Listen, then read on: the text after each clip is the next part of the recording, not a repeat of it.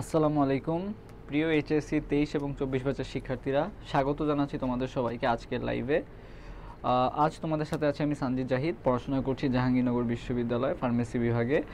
তো তোমাদের অনেকেরই স্বপ্ন জাহাঙ্গীরনগর বিশ্ববিদ্যালয়, মেইনলি যারা সেকেন্ড টাইমার থাকে বা অনেকে ফার্স্ট টাইমারদেরও স্বপ্ন থাকে কিন্তু এই জাহাঙ্গীরনগর বিশ্ববিদ্যালয়। তো তোমরা যারা সায়েন্স থেকে আসো তোমাদের জানো যে জাহাঙ্গীরনগর বিশ্ববিদ্যালয় এ এবং ডি ইউনিট দুইটা ইউনিটে এক্সাম দেওয়া যায় আর কি। তো আজকে আমরা আর কি দুইটা ইউনিটেরই কোশ্চেন সলভ করবো, কেমিস্ট্রি জাহাঙ্গীরনগর এ প্লাস ডি দুইটা ইউনিটেরই। তো তোমাদের সেই বহুল আকাঙ্ক্ষিত ক্লাসটা আজকে হাজির হলাম। তো সবাই একটু চেষ্টা করবা লাইভটা বেশি বেশি শেয়ার করে দেওয়ার এবং ফ্রেন্ডদেরকে মেনশন করে দেওয়ার। আমরা খুব শীঘ্রই ক্লাসটা শুরু করব। তো সবাই একটু আমাকে কমেন্ট করে জানাবা যে তোমরা কি ভিডিওটা ক্লিয়ার দেখতে পাচ্ছ এবং সাউন্ড কি ক্লিয়ার শুনতে পাচ্ছ, এটা একটু আমাকে কমেন্ট করে জানাবা। আমরা খুব শীঘ্রই ক্লাসটা শুরু করব। সো তোমাদের যেটা কমেন্ট করতে বললাম একটু দ্রুত কমেন্ট করে আমাদেরকে জানাও।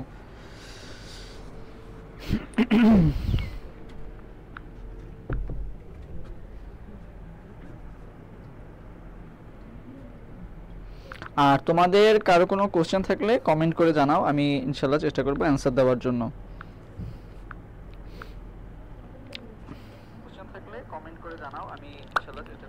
সবাই একটু সবার বন্ধুদেরকে মেনশন দিয়ে দিবা এবং লাইভটা একটু তোমার টাইম লাইনে শেয়ার করে রাখবা, যাতে পরবর্তীতে তোমাকে আর কষ্ট করে খুঁজতে না হয়, কারণ পেজে কিন্তু অনেক পোস্ট হয়, যার ফলে এই পোস্ট এই যে ক্লাসটা এটা কিন্তু হারায় যেতে পারে আর কি। সো সবাই একটু চেষ্টা করবা শেয়ার করে দেওয়ার। ওকে ওকে, আমিও শেয়ার করে দিচ্ছি, তোমরা একটু শেয়ার করে দাও।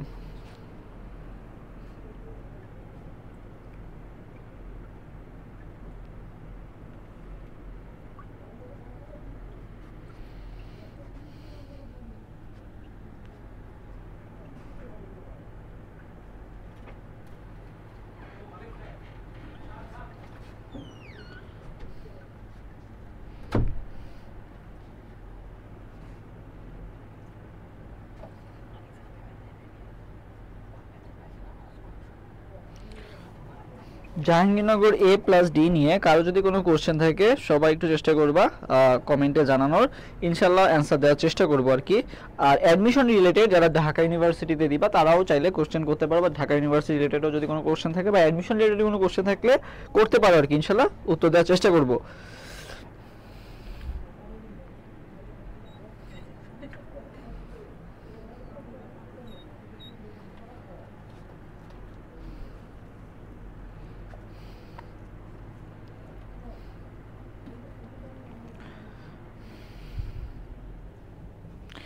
আচ্ছা, আমরা একটা মিনিট ওয়েট করবো, তারপর ইনশাল্লাহ শুরু করে দিব।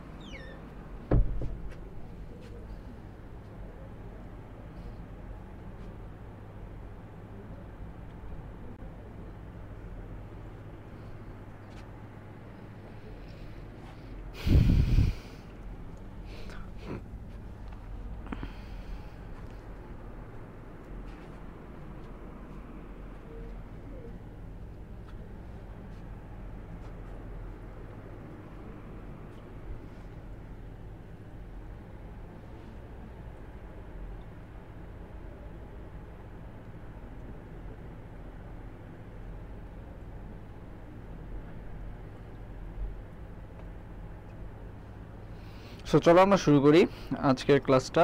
তো আজকে আচ্ছা, আজ থেকে কে কি কমেন্ট করলা? নুসা নাদিয়া কমেন্ট করছে আসসালামু আলাইকুম। ওয়ালাইকুম আসসালাম। আচ্ছা, পার্থমণি কমেন্ট করছে হচ্ছে ভাই কোন সাবজেক্টে কত পয়েন্ট লাগে। আচ্ছা ঠিক আছে, সব বলতেছি। ওকে, একটু ফেসবুকে আচ্ছা জেইউ ডিএনএর জন্য রেগুলার চ্যাপ্টার ওয়াইজ ক্লাস নিলে উপকৃত হতাম। হ্যাঁ আসবে, সবই আসবে। ফার্স্টে তোমাদের আগে কোশ্চেন প্যাটার্ন সম্পর্কে একটা আইডিয়া দেওয়ার জন্য আগে বিগত বছর কোশ্চেনটা তোমাদের আগে জানতে হবে যে কেমন কোশ্চেন হয়, এরপর আমরা চ্যাপ্টার ওয়াইজ কোশ্চেনে যাবো আর কি ইনশাল্লাহ।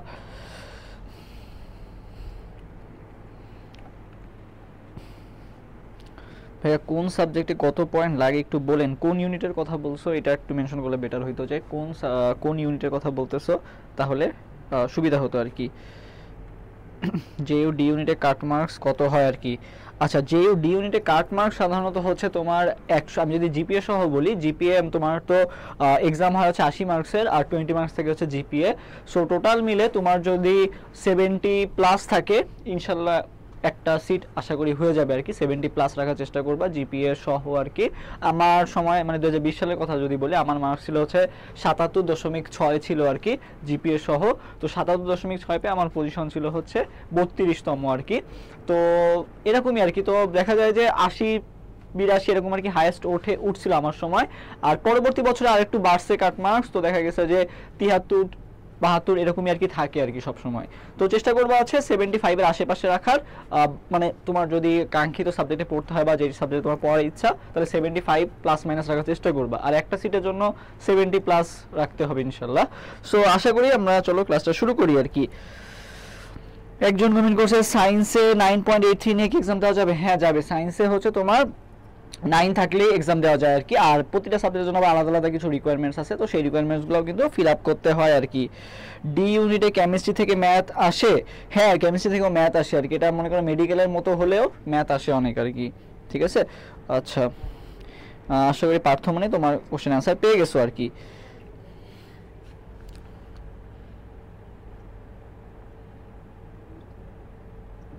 আচ্ছা, পরীক্ষাগুলো অধ্যায়ভিত্তিক না ভালো হয়? হ্যাঁ, পরীক্ষা প্লাস ক্লাস সবই অধ্যায়ভিত্তিক নেওয়া হবে একটু কিছুদিন পর থেকে। এখন আপাতত তোমাদের আগে ধারণা তো দিতে হবে যে কিরকম কোশ্চেন প্যাটার্ন হচ্ছে বা কোন চ্যাপ্টার থেকে কিরকম আসতেছে আর কি। আগে কোশ্চেনটা সম্পর্কে তোমরা জানো, কারণ হচ্ছে আমি যদি অধ্যায়ভিত্তিকে ঢুকে যাই, তোমাদের আগে জানতে হবে যে মেডিকেলে কেমন কোশ্চেন হয়, ঢাকা ভার্সিটিতে কেমন কোশ্চেন হয়, জাহাঙ্গীরনগরে কেমন কোশ্চেন হয়, তাই না?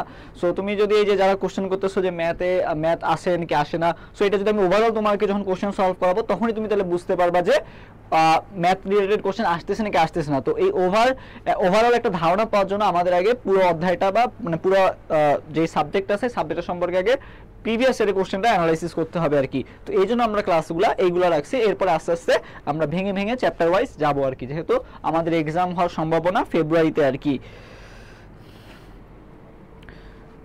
ভাইয়া ফার্মেসি সাবজেক্টের রিভিউ চাই। আচ্ছা ঠিক আছে, দিব ইনশাল্লাহ।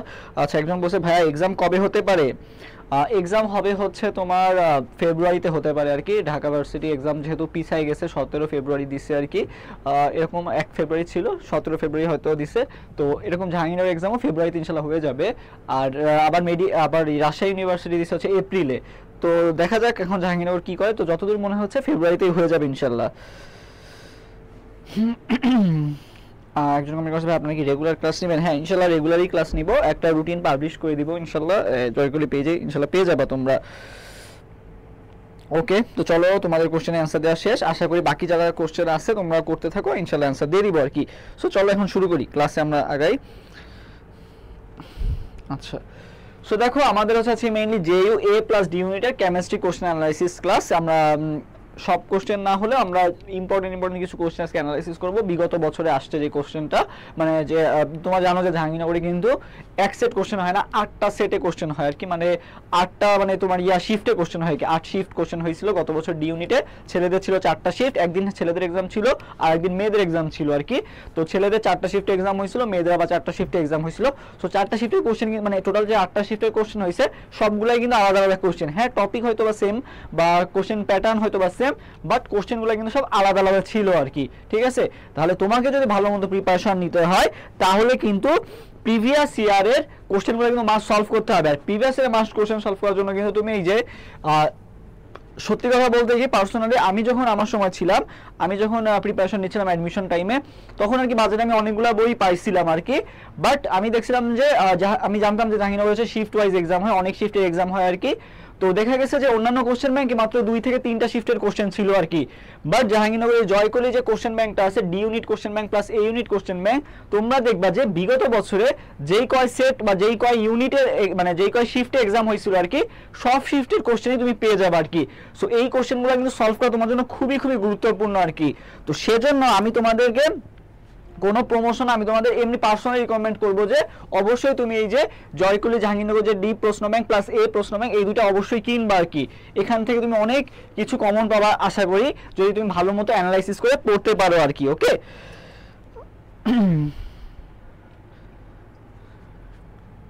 হ্যাঁ এখানে ক্লাস হবে, এখনই শুরু হবে। ঠিক আছে, ওকে। এইবার কি শিফট থাকবে ভাইয়া? শিফট আশা করি এটার জন্য অনেক কাজ হচ্ছে বা সবাই চাচ্ছে যে শিফট যাতে না থাকুক আর কি, একটা কোশ্চেন যাতে সবার এক্সাম হয় আর কি। তো দেখা যায় এখনো ফাইনাল কোনো ডিসিশন আসে নাই, তো আমরা সে পর্যন্ত ওয়েট করি। তো চলো আর কি আমরা ক্লাসটা শুরু করি। সো তোমাদের আজকে কিছু কোশ্চেনের অ্যান্সার দিতে হবে। পিসিএল 5 এ এটা হচ্ছে জাহাঙ্গীরনগর এই ইউনিটে আসা কোশ্চেন, বিগত বছর জাহাঙ্গীরনগর এই ইউনিটে আসছিল এই কোশ্চেনটা। সেটা হচ্ছে পিসিএল 5 এ ফসফরাসের সংকরণ কি রূপ? সো বলো তো পিসিএল 5 এ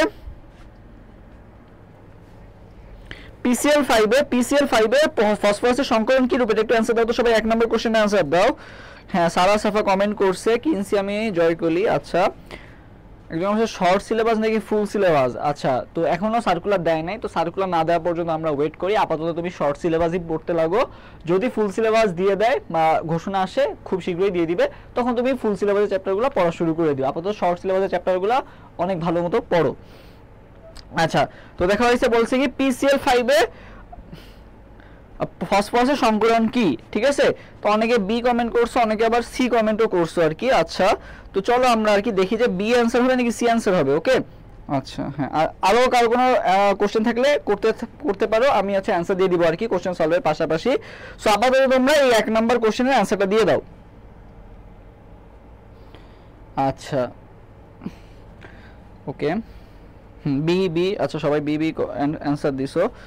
ওকে, চলো আমরা এখন দেখি আসলে কি হবে।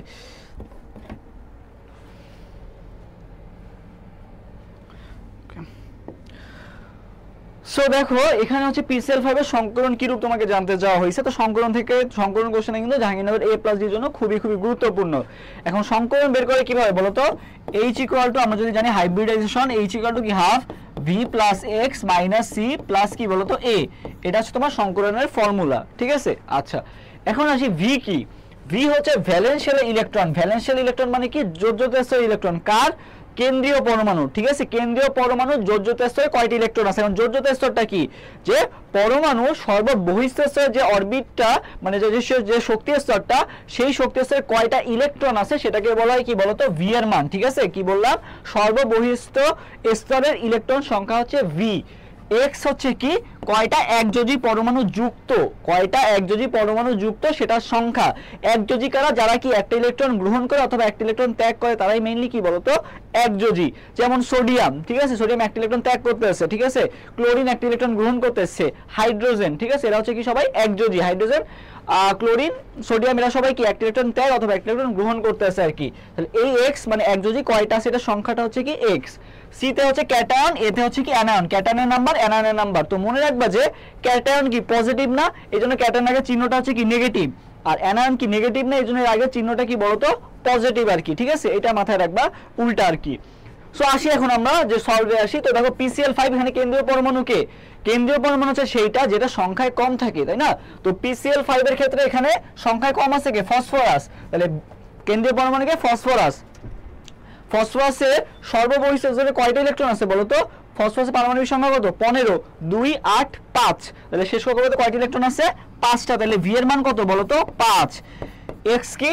একযোজী পরমাণু সংখ্যা। একযোজী পরমাণু কয়টা আছে? ক্লোরিন একযোজী কয়টা আছে? 5টা আছে, ঠিক আছে?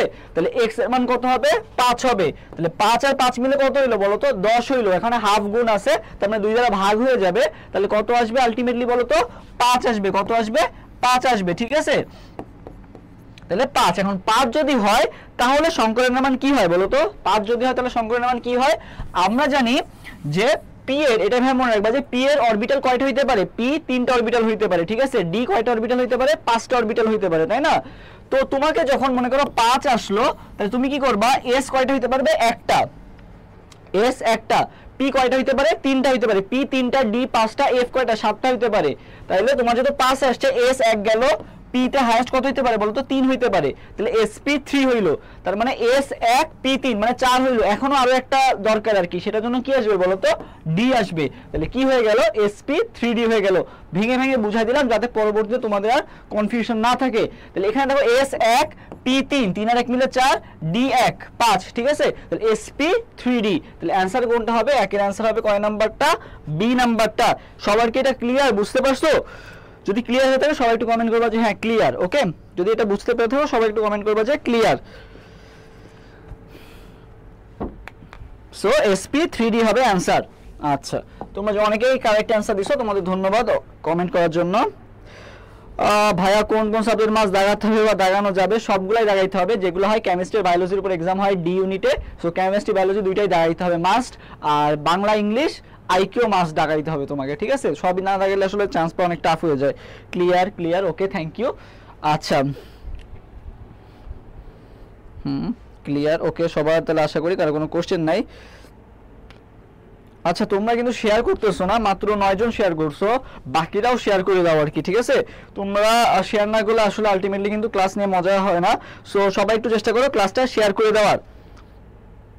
তোমরা শেয়ার দ্রুত করে দাও, টাইমলাইন দ্রুত শেয়ার করে রাখো, যার ফলে তোমরা পরবর্তীতে কিন্তু ক্লাসটা যাতে খুঁজে পেতে কষ্ট না হয়, এই জন্য ক্লাসটা শেয়ার করে রাখবা। ওকে, নেক্সট কোশ্চেনে যাই আমরা। 2 নম্বর কোশ্চেনটা অ্যান্সার দাও যে WHO অনুমোদিত পানিতে বিওডি এর সর্বোচ্চ মাত্রা কত? এটা জাহাঙ্গীরনগর এই ইউনিটে আসছিল বিগত বছরে, যে বিওডি এর মাত্রা কত? বিওডি এর মাত্রাটা কমেন্ট করো তো সবাই। 2 নম্বর কোশ্চেনে অ্যান্সার দাও তো, যে 2 এর অ্যান্সার কত হবে?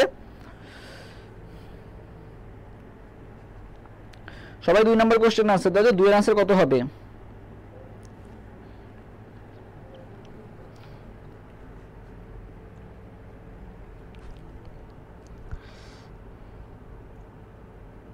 আচ্ছা, 2 এর এ শাওন হাসান কমেন্ট করছে, 2 এর এ। মিথিলা কমেন্ট করছে এ। আচ্ছা, WHO অনুমোদিত বিওডির মান সর্বোচ্চ মাত্রা কত? এটা হচ্ছে তুমি পরিবেশ রসায়নের 1 অধ্যায়ে একটা ছক দেওয়া আছে, WHO অনুমোদিত বিওডির মাত্রা, সিওডির মাত্রা, ডিওর মাত্রা, অনেকগুলো মাত্রা দেওয়া আছে। তো এই মাত্রাগুলো তোমাকে মুখস্থ করতে হবে।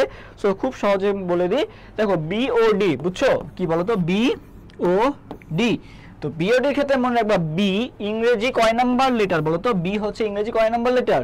2 নাম্বার লেটার। বি কয় নাম্বার লেটার বলো তো? 2 নাম্বার লেটার, ওকে। আর ডি কয় নাম্বার লেটার বলো তো? ডি হচ্ছে 4 number letter. A B C D, A B C D, D কয় নাম্বার আছে বলো তো? 4 নাম্বারে আছে। আর বি কয় নাম্বারে আছে? 2 নাম্বারে আছে। তাহলে এই 2 আর এই 4, এটা কত বলো তো? এটা 0, এটা কত? 0। তাহলে 2 আর 4 যোগ করলে কত হয়? 6 হয়। তাহলে বিওডির মান কত হবে বলো তো? 6 মিলিগ্রাম পার লিটার হবে। পরীক্ষা হলে যাতে ভুলে না যাও। তাহলে বিওডির মান কত হবে বলো তো? 6 হবে। কেন হবে? কারণ বি হচ্ছে 2 নাম্বার লেটার আর ডি হচ্ছে 4 নাম্বার লেটার। তাহলে এই 2 আর 4 যোগ করে দিবা, তাহলে কত হয়ে যাবে? 6 হয়ে যাবে। তাহলে বিওডির মান কত হবে? 6 হবে আর কি, ঠিক আছে? সবাই একটু দেখি কমেন্ট করো তো যে সিওডির মান কত বলো তো? সিওডির মান কত বলো তো? সিওডির মান কত বলো তো? সবাই কমেন্ট করো তো দেখি সিওডির মান কত? সিওডির মান কত? সিওডির ভ্যালু কত বলো তো? সিওডির ভ্যালুটা একটু সবাই কমেন্ট করো তো দেখি যে সিওডির ভ্যালু কত? সিওডি মানে কেমিক্যাল অক্সিজেন ডিমান্ড। বিওডির মান তো জানলা যে 6। আমি তোমাকে আজ করছি যে সিওডির মান কত? সিওডির মানটা একটু সবাই কমেন্ট করে জানাবা। সিওডি,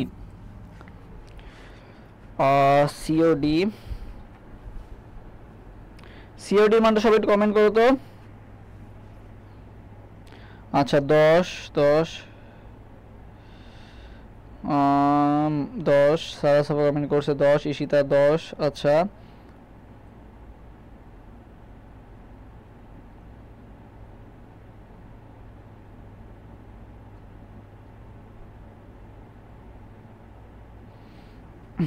আচ্ছা 10।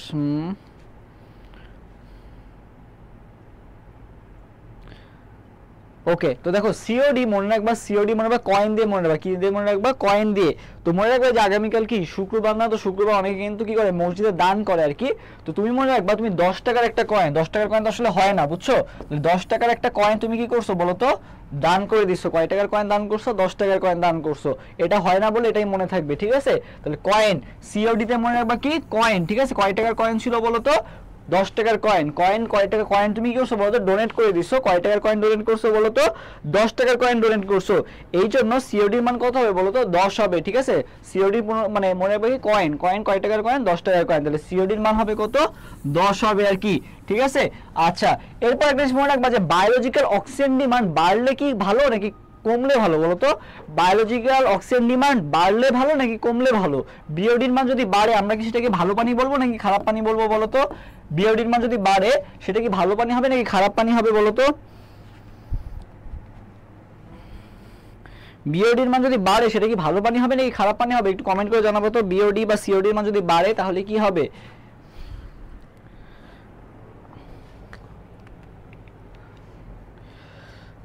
আচ্ছা কমলে ভালো, আচ্ছা কমলে ভালো। আচ্ছা সো দেখো এখানে কি আছে, দেখো বিওডি আর সিওডি এর ক্ষেত্রে আমি যদি বিষয়টা ক্লিয়ার করি, তো দেখো বিওডি আর সিওডি, বিওডির মান হচ্ছে বায়োলজিক্যাল অক্সিজেন ডিমান্ড, মানে এই পানিটা খারাপ আছে, এই পানিটা যদি এত মানে ডিমান্ড বুঝাচ্ছে যে এখানে অক্সিজেনের ডিমান্ড বাড়তেছে, মানে মনে করো একটা পানির বায়োলজিক্যাল অক্সিজেন ডিমান্ড 5 আর একটা পানির বায়োলজিক্যাল অক্সিজেন ডিমান্ড হচ্ছে 50, তাহলে ভালো পানি হবে কোনটা বলো তো? 5 যেটা, সেটাই কি হবে বলো তো? ভালো পানি, কারণ এটার অক্সিজেন ডিমান্ডটা কম, মানে এখানে চাহিদা কম, অক্সিজেনের চাহিদাটা কম, মানে এই পানিটা ভালো আছে। আর যে পানিটা দূষিত পানি সেটাই কি আছে, বায়োলজিক্যাল অক্সিজেন ডিমান্ড কি আছে, অনেক বেশি আছে আর কি, ঠিক আছে, মানে এটা খারাপ পানি, খারাপ পানিতে কি হবে, অক্সিজেন অনেক বেশি লাগবে আর কি, এজন্য এটা ডিমান্ডটা বেশি, মানে বোঝাচ্ছে যে এটা খারাপ পানি। আর যেটা ডিমান্ড কম, বায়োলজিক্যাল অক্সিজেনের ডিমান্ডটা কম, সেটা কি বলতো, ভালো পানি হিসেবে আছে। একইভাবে সিওডির ক্ষেত্রেও আর কি, ঠিক আছে, যে বায়োলজিক্যাল অক্সিজেন ডিমান্ড আর কেমিক্যাল অক্সিজেন ডিমান্ড দুইটাই কিন্তু সেমই আসবে, যে যত ডিমান্ড বাড়বে তত কি হবে, পানিটা তত খারাপ হবে আর কি। আর ডিওর মান বাড়লে পানিটা কি আসবে বলতো, যদি ডিওর মান বাড়ে তাহলে পানিটা কি হবে বলতো, ভালো পানি হবে। ডিওর পুনরূপ হচ্ছে ডিজলভ অক্সিজেন, ঠিক আছে, ডিজলভ অক্সিজেনের পরিমাণ যত বাড়ে, মানে এই পানিতে মনে করো একটা ডিজলভ অক্সিজেনের মান, মানে একটা পানির ডিওর মান 5, একটা পানির ডিওর মান হচ্ছে 50, তাহলে ভালো হবে কোনটা, এটা হচ্ছে 5 ডিজলভ আছে আর এটা কত 50 ডিজলভ আছে, তাহলে যেটা অক্সিজেন ডিজলভ বেশি হবে সেটাই কি হবে বলতো, ভালো পানি হবে। তাহলে ডিওর মান বাড়লে পানিটা ভালো বুঝায়, আর বিওডি আর সিওডির মান বাড়লে পানিটা কি বুঝায় বলতো, খারাপ বুঝায় আর কি।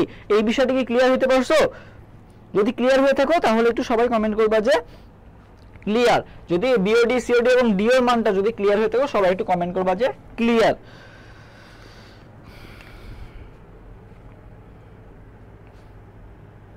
আচ্ছা যদি ক্লিয়ার হয়ে থাকে আমি তাহলে নেক্সট টপিক আগাবো। ওকে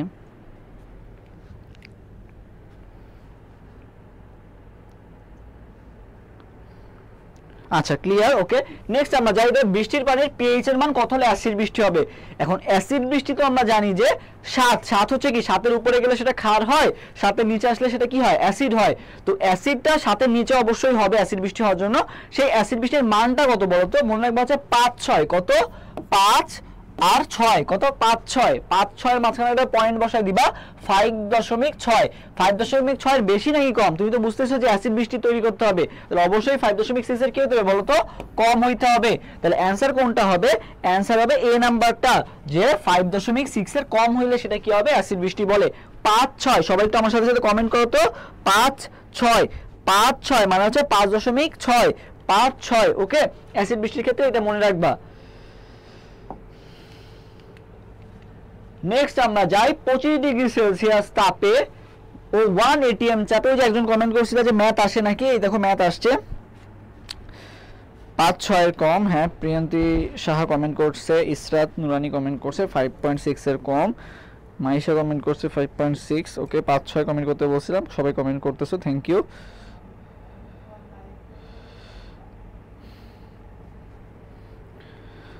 আচ্ছা সবাই এরপরে আসো যে 25 ডিগ্রি সেলসিয়াস তাপে 1 এটিএম চাপে 4 লিটার অক্সিজেন,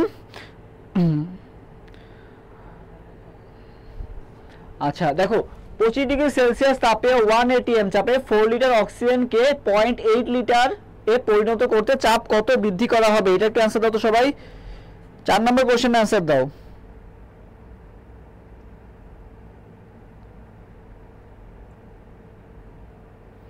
সবাই 4 নম্বর কোশ্চেনের অ্যানসার দাও, 4।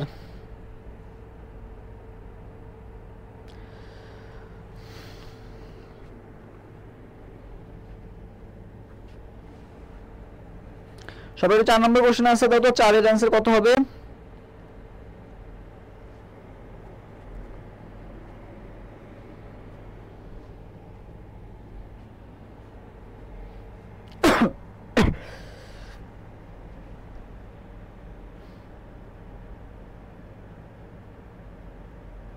ওকে দেখি 4 এর অ্যানসার কে কে পারো, 4 এর অ্যানসারটা দ্রুত দিয়ে ফেলো। 4A, আচ্ছা বি একজন কমেন্ট করছে, বি একজন কমেন্ট করছে এ, আচ্ছা বাকিরা কমেন্ট করো বি, আচ্ছা অনেকে এ কমেন্ট করতেছো, অনেকে বি কমেন্ট করতেছো, একজন 4 এটিএম কমেন্ট করছো, বেশিরভাগ বি কমেন্ট করছো। আচ্ছা ঠিক আছে, এটা হচ্ছে তোমাদের আমি দেখতেছিলাম যে তোমরা পারো নাকি আর কি। সো দেখো এখানে তোমাকে কি বলা হয়েছে, আচ্ছা দেখো এখানে 25 ডিগ্রি সেলসিয়াস তাপে 1 এটিএম চাপে 4 লিটার অক্সিজেনকে তুমি 0.8 লিটারে পরিণত করছো, মানে ফার্স্টে তোমার আয়তনটা ছিল কত 4 লিটার, ঠিক আছে। পরবর্তীতে এটা কত হয়ে গেছে 0.8 লিটার হয়ে গেছে। এখন বলছে চাপের কত বৃদ্ধি হবে। ওকে, সো দেখো তোমাকে এটা কিসের মান দেওয়া আছে, 1 atm মানে হচ্ছে P1 এর মান দেওয়া আছে। আচ্ছা 4 লিটার মানে এটা কিসের মান দেওয়া আছে, পূর্বের অবস্থা যেগুলা, এটা V1 এর মান দেওয়া আছে। আয়তন যেহেতু দেওয়া আছে মানে কিসের মান দেওয়া আছে, V1 এর মান দেওয়া আছে। 0.8 লিটার তুমি পরিণত করছো, মানে কিসে পরিণত করছো, V2, তাহলে এটা কিসের মান, V2 এর মান। তোমাকে আস্ক করা হয়েছে যে চাপের কত বৃদ্ধি হবে, তাইলে পরিবর্তিত চাপে কি হবে বলো তো, P2 হবে আর কি। সো তুমি জানো যে বয়লের সূত্র কি জানো বলো তো, P1 V1 ইকুয়াল টু কি জানো, P2 V2। তুমি মানগুলা বসায় দাও যে V2 ইকুয়াল টু কি আসবে, তোমার বের করতে হবে কিসের মান, P2 এর মান বের করতে হবে। তাহলে P2 ইকুয়াল টু কি আসবে, P1 V1 বাই কি আসবে বলো তো, V2। তাহলে P1 এর মান কত, P1 এর মান হচ্ছে তোমার 1, ঠিক আছে। V1 এর মান কত 4 লিটার, ঠিক আছে। আর V2 এর মান কত 0.8 লিটার। আচ্ছা এটা তুমি যদি ক্যালকুলেশন করো তুমি কিসের মান পেয়ে যাবা, P2 এর মান পেয়ে যাবা। আসো আমরা ক্যালকুলেশনটা করি।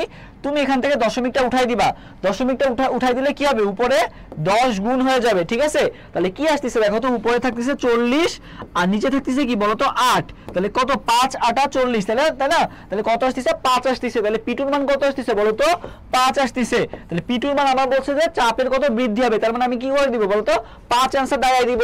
বাট এখানে হচ্ছে কি হয়ে যাবে বলো তো, ভুল হয়ে যাবে। P2 এর মান কিন্তু এখানে আস্ক করা হয় নাই, এখানে হচ্ছে চাপের কত কি হবে বলো তো, বৃদ্ধি হবে।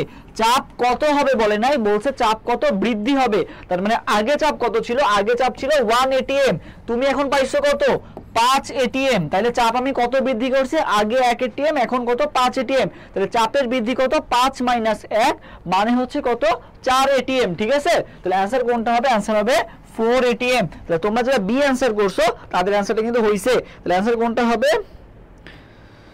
অ্যানসার কোনটা হবে, অ্যানসার হবে বি নাম্বারটা। ওকে হ্যাঁ ঠিক আছে 4 এটিএম নাও। এটা আর কি অনেকেই ভুল করবা যে 5 এটিএম আমি দ্রুত করতে যে লাগাই দিব। সো মাথায় রাখবা যে এখানে কত হবে আজ করছে নাকি কত বৃদ্ধি হবে আজ করছে। বৃদ্ধি বলতে আগের থেকে এখন কতটুকু মানে পরিমাণটা কতটুকু হ্রাস বা বৃদ্ধির সেটা বিয়োগফল করলে পেয়ে যাবে আর কি, ঠিক আছে।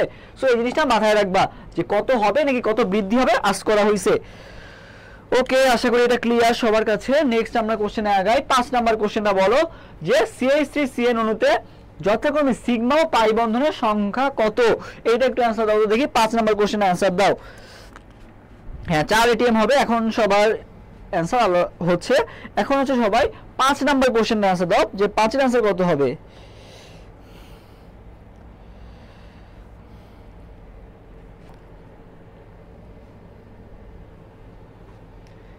CH3CN এ সিগমা এবং পাই বন্ধনের সংখ্যা কয়টা এটা একটু বের করতে বলছে। তো সিগমা বন্ধন বের করার কিন্তু একটা শর্টকাট ট্রিক্স আছে যে তোমার এখানে টোটাল কয়টা যৌগ আছে মানে কয়টা মৌল আছে, কার্বন একটা, হাইড্রোজেন তিনটা, মানে 3 আর 1 4 5 6 6টা আছে না। তাহলে সিগমা বন্ধন সংখ্যা হবে কি বলতো, যে কয়টা আছে মৌল তার থেকে 1 বিয়োগ করে দিবা, তার মানে 6 - 1 ইকুয়াল টু কি বলতো 5। এটা হবে কি সিগমা বন্ধনের সংখ্যা। এভাবেও কিন্তু বের করা যায় সিগমা বন্ধনের সংখ্যা, বাট আমরা একটু ভেঙে ভেঙে করি দেখি যে আসলে স্ট্রাকচারটা কেমন। সো দেখো এখানে CH3CN যদি হয়, এই যে CH3 আর হচ্ছে কি CN, ঠিক আছে। এটা হচ্ছে CH3CN এর মানে তোমার গাঠনিক সংকেত আর কি, বা ভেঙে লিখলে এরকম আসবে। সো দেখো এখানে আমার সিগমা বন্ধন কয়টা, পাই বন্ধন কয়টা, একটা দুইটা তিনটা চারটা সিগমা বন্ধন, আর এখানে আরেকটা সিগমা বন্ধন আছে। তাহলে কয়টা সিগমা বন্ধন হইলো, 5টা সিগমা বন্ধন হইলো, ঠিক আছে। আর পাই বন্ধন কয়টা, এখানে আমরা জানি যে ট্রিপল বন্ডে কি থাকে, একটা সিগমা দুইটা পাই থাকে। তাহলে এখানে পাই আছে কয়টা বলো তো, দুইটা পাই আছে আর কি।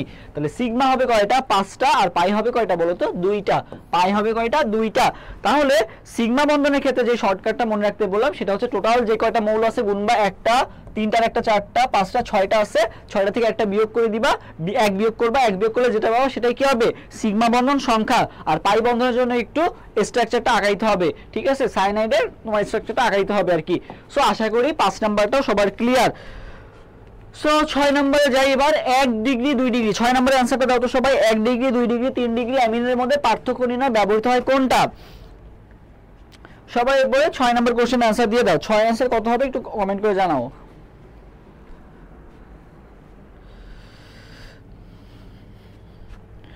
শাওন রহমান কমেন্ট করেছে 6 সি।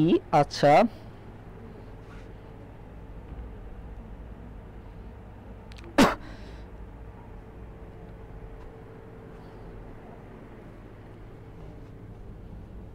6 আচ্ছা একজন এ কমেন্ট করছে, অনেকে বি কমেন্ট করতেছো। আচ্ছা 1 ডিগ্রি 2 ডিগ্রি 3 ডিগ্রি অ্যামিনের মধ্যে পার্থক্য নির্ণয় আমরা কি ইউজ করি, এটা মনে রাখবো সবসময়। 1 ডিগ্রি 2 ডিগ্রি অ্যামিনের ক্ষেত্রে আমরা কি ইউজ করি বলো তো?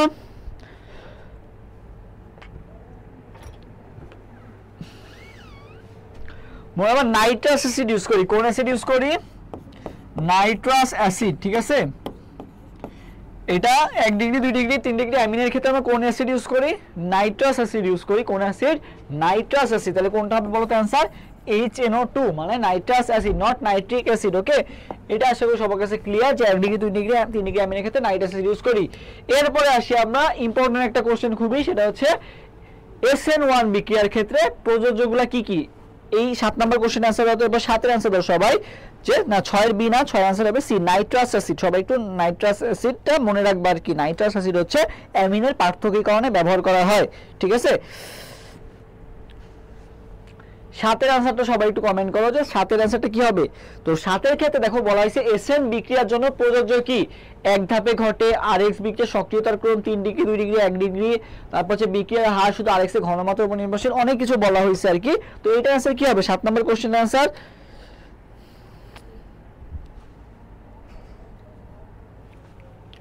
আচ্ছা। সো SN1 এর ক্ষেত্রে মনে রাখবা একটা মনে রাখবা 1 2 3, ঠিক আছে। কি মনে রাখবা? 1 2 3, ঠিক আছে। কি মনে রাখবা? 1 2 3 কি 1 2 3 এ কি হলো? 1 2 3 এ হচ্ছে একে হচ্ছে SN1 বিক্রিয়া, SN1 2 তে হচ্ছে 2 ধাপে ঘটে, আর 3 তে হচ্ছে 3 ডিগ্রিতে বেশি ঘটে। কোথায় বেশি ঘটে? 3 ডিগ্রিতে বেশি ঘটে। তাহলে কি মনে রাখতে বলছি? 1 2 3 একে হচ্ছে SN1 বিক্রিয়া, 2 তে হচ্ছে 2 ধাপে ঘটে, আর 3 এ হচ্ছে কি 3 ডিগ্রিতে বেশি ঘটে, ঠিক আছে। তাহলে দেখো এই যে 3 ডিগ্রিতে বেশি ঘটে এটাও দেওয়া আছে, তারপরে বিক্রিয়া হার শুধু আরএক্স এর ঘনমাত্রার উপর নির্ভরশীল, এটাও ঠিক আছে। বাট এখানে কি বলা হয়েছিল? 2 ধাপে ঘটে। 2 তে কি ছিল? 2 ধাপে ঘটে। বাট তোমাকে কি বলা আছে? 1 ধাপে ঘটে। কোশ্চেন আছে কি 1 ধাপে ঘটে। তাইলে 1 নাম্বার অপশনটা বাদ, থাকলো কি 2 আর 3। তাহলে অ্যানসার কোনটা হবে? বি নাম্বারটা। তো সবাই একটু আমার সাথে সাথে কমেন্ট করবা 1 2 3, ঠিক আছে। 1 2 3 এ কি হলো? SN1 2 ধাপে ঘটে 3 ডিগ্রিতে বেশি ঘটে আর কি। 1 2 3 সবাই একটু আমার সাথে সাথে কমেন্ট করে ফেলবা। আশা করি এটা সবাই বুঝতে পারছো। আচ্ছা সবাইকে কমেন্ট করতে বলছিলাম হচ্ছে 1 2 3, এটা একটু সবাই আমার সাথে সাথে কমেন্ট করবা। হ্যাঁ, মাসকাত মাইশা কমেন্ট করছে 1 2 3। 1 তে হচ্ছে SN1, 2 তে হচ্ছে 2 ধাপে ঘটে, আর 3 তে হচ্ছে 3 ডিগ্রিতে ঘটে আর কি। ওকে, আচ্ছা ইসরাত নুরানি কমেন্ট করছে, নুসরাত নাদিয়া কমেন্ট করছে। আচ্ছা ঈশিতা কমেন্ট করছে, আরেকবার একটু বলেন। আরেকবার বলতেছি, সেটা হচ্ছে মানে 1 2 3 হচ্ছে SN1, 2 তে হচ্ছে 2 ধাপে ঘটে, SN1 বিক্রিয়া যেটা আছে এটা 2 ধাপে ঘটে, 3 তে হচ্ছে 3 ডিগ্রিতে বেশি ঘটে, মানে 3 ডিগ্রি 2 ডিগ্রি 1 ডিগ্রি। কোন SN1 বিক্রিয়া কার ক্ষেত্রে যদি বেশি ঘটে বলে কোশ্চেন আসে, তাহলে বলবা 3 ডিগ্রিতে বেশি ঘটে, ঠিক আছে। তারপরে 2 ডিগ্রিতে, তারপরে কোনটা 1 ডিগ্রিতে ঘটে আর কি। আর স্থায়ী বললে আবার উল্টাটা হবে, 1 বেশি স্থায়ী, তারপর 2 বেশি স্থায়ী, তারপরে 3 বেশি স্থায়ী আর কি, ঠিক আছে। আচ্ছা নেক্সট আমরা কোশ্চেনে যাই। 8 নাম্বার কোশ্চেনে কি বলা হয়েছে? 5% NaOH দ্রবণের মোলার ঘনমাত্রা কত? 5% সোডিয়াম। হ্যাঁ, এই যে সাইরামনি অনেক সুন্দর একটা কমেন্ট করে দিছে যে 1 নম্বরে SN1, 2 এ হচ্ছে 2 ধাপে ঘটে, 3 এ হচ্ছে 3 ডিগ্রিতে বেশি ঘটে আর কি। হ্যাঁ, সামিয়া নওশিনা অনেক সুন্দর কমেন্ট করছে, থ্যাংক ইউ।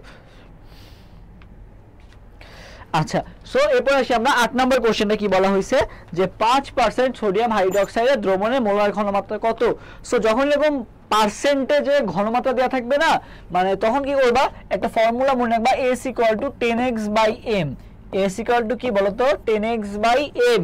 এটা হচ্ছে পার্সেন্টেজের ক্ষেত্রে S = কি 10x/m। x টা কি?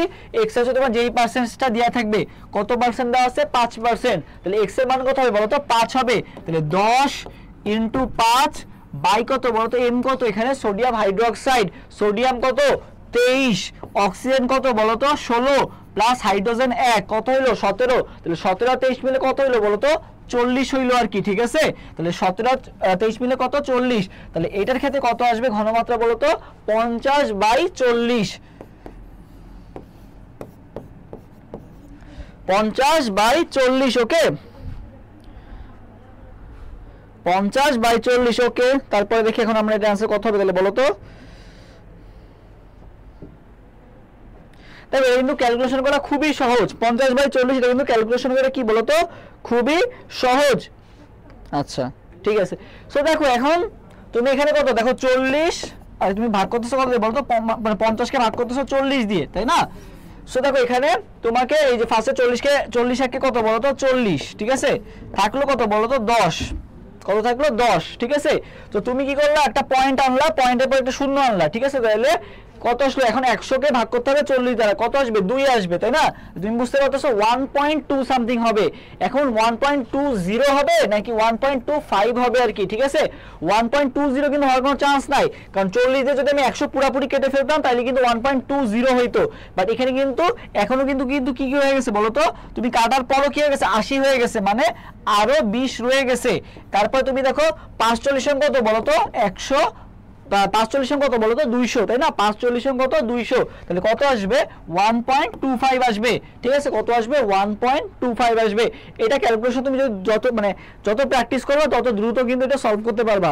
অ্যান্সার কোনটা হবে এটার অ্যান্সার হবে হচ্ছে 1.25, কত হবে 1.25। ক্যালকুলেশন করে দিলাম, আশা করি এটা বুঝতে পারছো। তোমরা যত প্র্যাকটিস করবা এটা তত দ্রুত সলভ করতে পারবা আর কি।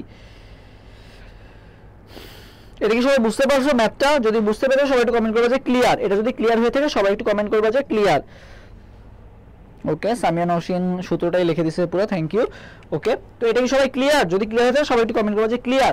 আর বেশি বেশি প্র্যাকটিস করে তোমার এই যে ম্যাথে যে দুর্বলতাটা আছে বা আরো দ্রুত ফাস্ট ক্যালকুলেশন করার জন্য তোমরা কিন্তু এই যে জাহাঙ্গীরনগর বিশ্ববিদ্যালয় এ এবং ডি ইউনিটের যে প্রশ্ন ব্যাংকটা আছে এটা খুবই ভালো মতো সলভ করবে আর কি। আশা করি এই রিলেটেড প্রবলেমগুলো সলভ করে ইনশাআল্লাহ তোমার আর কোনো কনফিউশন থাকবে না। ওকে, সবার ক্লিয়ার হয়ে গেছে, সবাই ক্লিয়ার কমেন্ট করছো যেহেতু, আমরা তাহলে নেক্সট কোশ্চেনে আগাতে পারি। আচ্ছা, এরপরে দেখো নাইট্রোজেন প্লাস 3H2 2NH3 তৈরি হলে বিক্রিয়াতে কেপি এবং কেসির মধ্যে সম্পর্ক কোনটা? এবার সবাই 9 নম্বর কোশ্চেন আনসার দাও তো। আচ্ছা, থ্যাংক ইউ ইসরাত নুরানি, তুমি অনেকে মেনশন দিয়েছো, বাকিরা মেনশন দিচ্ছ না কেন আমি জানি না। এখানে তোমার মেনশন দিলে আসলে আলটিমেটলি কোনো লস নাই, তোমার হচ্ছে ফ্রেন্ডরা জানতে পারলে বা ইয়া করলে আসলে শেয়ার করে যদি তুমি পড়ো এটা তোমার জন্য বেনিফিট হবে।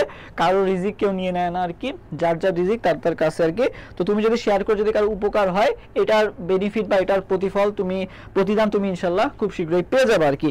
সো সবাই একটু চেষ্টা করো যে বেশি বেশি মেনশন করে দাও এবং ফ্রেন্ডের সাথে শেয়ার করে দেওয়ার জন্য, ঠিক আছে। আচ্ছা, তো দেখো এখানে কি বলা হয়েছে, বিক্রিয়াতে কেপি এবং কেসির মধ্যে সম্পর্ক কোনটা? সো আমরা কিন্তু জানি যে কেপি ইকুয়াল টু কি বলতো কেসি আরটি টু দি পাওয়ার কি বলতো ডেল এন। তো ডেল এনটা আবার কি, ডেল এনটা হচ্ছে উৎপাদের ঘনমাত্রা মাইনাস বিক্রিয়কের ঘনমাত্রা। সো এখানে উৎপাদের ঘনমাত্রা কত 2, আচ্ছা, মাইনাস বিক্রিয়কের ঘনমাত্রা কত, এখানে বিক্রিয়ক কত আছে 3 আর 1 কত আছে বলো তো 4 আছে, তাহলে কত আসতেছে -2 আসতেছে, তাহলে RT টু দি পাওয়ার -2, তাহলে RT টু দি পাওয়ার -2, তাহলে কোনটা হবে आंसर বলো তো সি নাম্বারটা। KP equal to KC RT to the power কি হবে বলো তো -2 হবে আর কি। আশা করি ক্লিয়ার।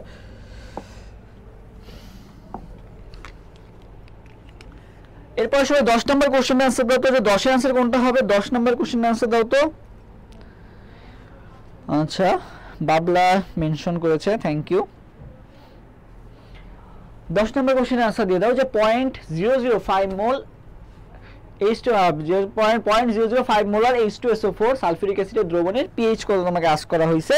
সবাই পর 10 নম্বর কোশ্চেন দাও তো। এই দেখো ম্যাথ রিলেটেড প্রবলেম কিন্তু আসতেছে, এরকম ছোট ছোট ম্যাথ আসবে যেগুলো একটু টাইম কিল করবে পরীক্ষার হলে, বাট সহজ আছে, মানে খুব একটা কঠিন না আর কি, ঠিক আছে। তুমি যদি শর্টকাট জানো বা ঠিক মতো জানো তাহলে কিন্তু খুব ইজিলি आंसर দিয়ে দিতে পারবা। সো সবাই একটু 10 নম্বর কোশ্চেনের आंसर দিয়ে দাও যে 10 आंसर কোনটা হবে। 10 এর সি, ওকে।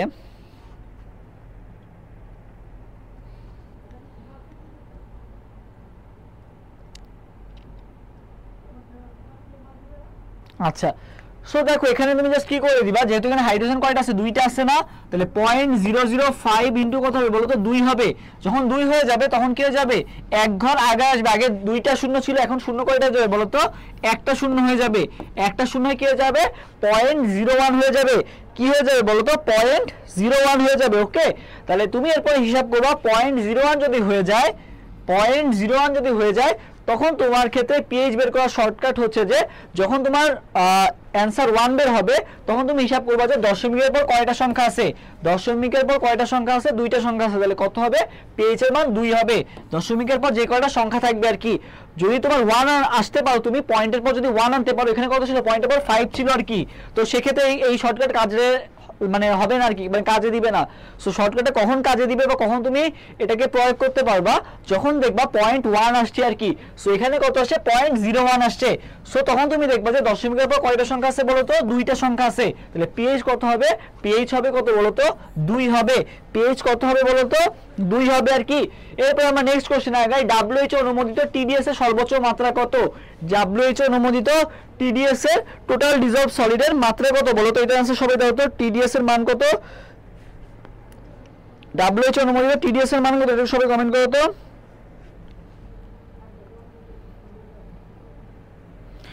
ডাব্লিউএইচও অনুমোদিত টিডিএস এর মান কত, এটা সবাই কমেন্ট করো তো।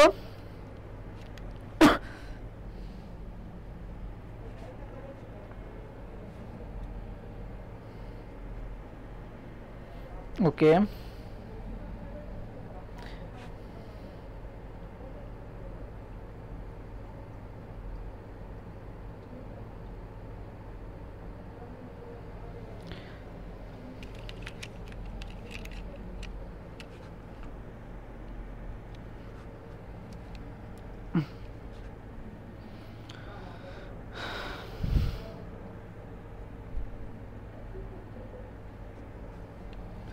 আচ্ছা। সো দেখো এখানে বলা হয়েছে ডাব্লিউএইচও অনুমোদিত টিডিএস এর সর্বোচ্চ মাত্রা কত, তোমরা এবার টিডিএস এর সর্বোচ্চ মাত্রা, সোডিয়াম ক্লোরাইডের সর্বোচ্চ মাত্রা একই, দুইটাই হচ্ছে কত বলো তো, দুইটাই হচ্ছে 500 ppm।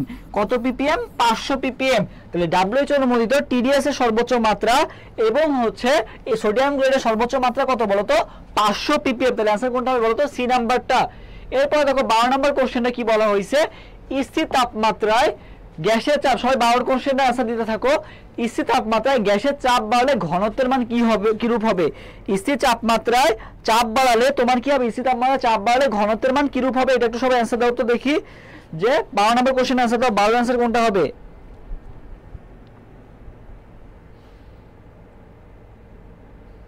সবাই 12 নম্বর কোশ্চেনের आंसर দিয়ে দাও যে 12 आंसर কোনটা হবে। হ্যাঁ আচ্ছা, কমেন্টগুলো আসতেছে না, 12 आंसर সবাই একটু দাও তো দেখি। আচ্ছা 12 এ, আচ্ছা 12 ডি, আচ্ছা হ্যাঁ গ্যাসের চাপ বাড়ালে, ওকে বি, আচ্ছা এ আসছে, বি কে কমেন্ট আসছে, অনেকগুলাই কমেন্ট আসছে আর কি। আচ্ছা তো দেখো আর কি আমরা জানি কি বলতো, রো ইকুয়াল টু কি জানি বলতো, এম বাই ভি। আমরা জানি কি রো ইকুয়াল টু কি এম বাই ভি, ঠিক আছে, রো ইকুয়াল টু কি এম বাই ভি, মানে রোতে কি বলতো ডেনসিটি মানে ডি, ঠিক আছে। তাহলে ঘনত্বের সাথে তোমার হচ্ছে আয়তনের সম্পর্ক কি বলতো, ব্যস্তানুপাতিক, ঘনত্বের সাথে আয়তনের সম্পর্ক কি বলতো, ব্যস্তানুপাতিক।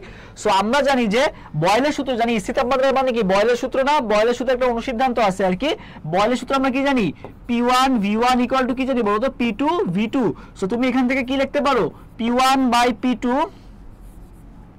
P1 by P2 equal to কি লিখতে পারো বলতো, V2 বাই কি লিখতে পারো বলতো, V1, V2 বাই V1 লিখতে পারো না।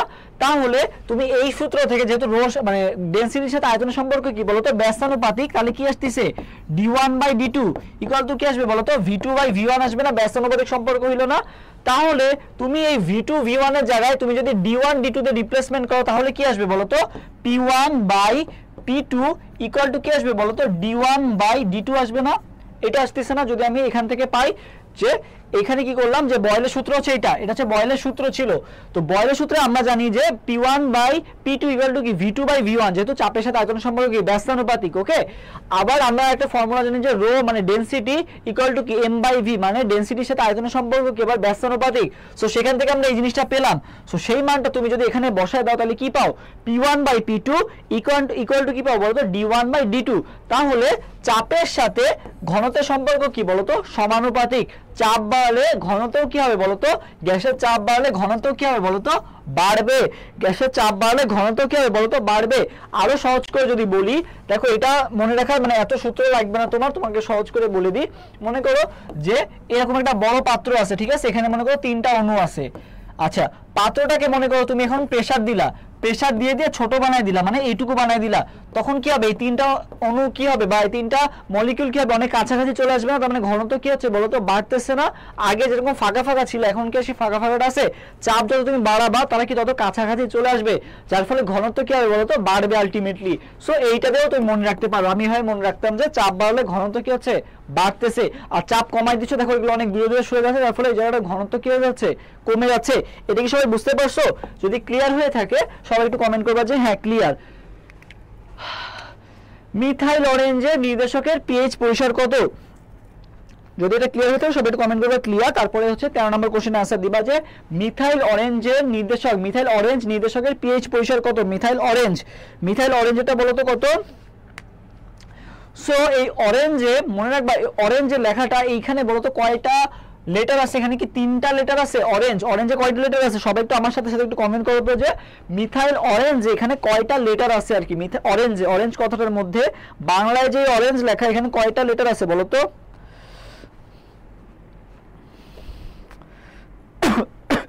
যেটা কমেন্ট করতে বলছো এটার অ্যানসার দাও আগে, যে অরেঞ্জে কয়টা লেটার আছে বলো তো? অরেঞ্জে, অরেঞ্জ লেখাটার মধ্যে কয়টা লেটার আছে?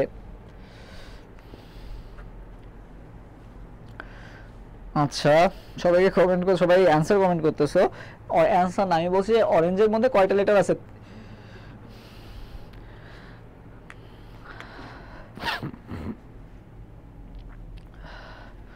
আচ্ছা তো দেখো এই অরেঞ্জের লেখাটা না, এই অরেঞ্জ লেখাটার মধ্যে দেখো এখানে একটা দুইটা এই দন্তন্য জ আছে আর কি। এখানে কেউ বলবে যে এখানে একটা লেটার, কেউ বলবে দুইটা লেটার, তাই না?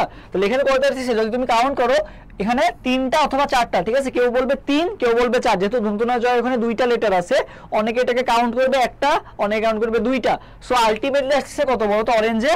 কেউ বলবে 3, কেউ বলবে কি বলো তো 4, যেহেতু অরেঞ্জের এখানে একটা মানে তোমার যুক্ত বর্ণ আছে, সো এখানে কেউ বলবে 3, কেউ বলবে 4, তাহলে কত হবে? তাহলে মিথাইল অরেঞ্জ মনে রাখবা, তাহলে কত হবে? 3 থেকে 4, যেহেতু এখানে কেউ বলে 3, কেউ বলে 4, তাহলে মিথাইল অরেঞ্জ হবে কত? 3 থেকে 4।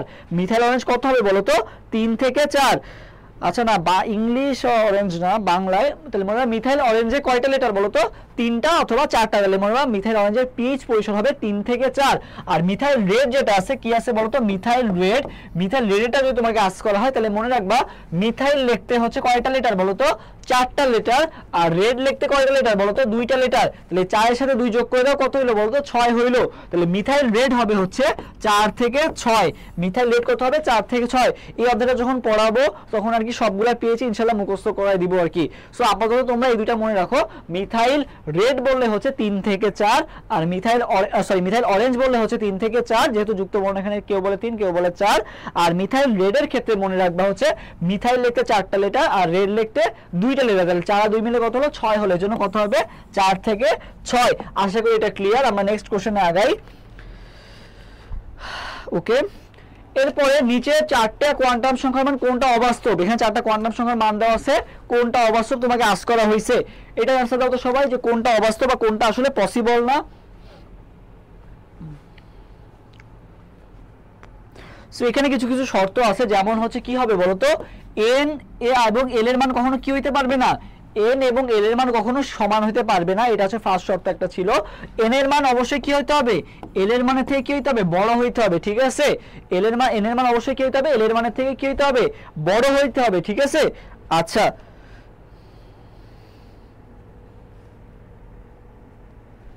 আচ্ছা সবাই এটা অ্যানসার দাও দ্রুত।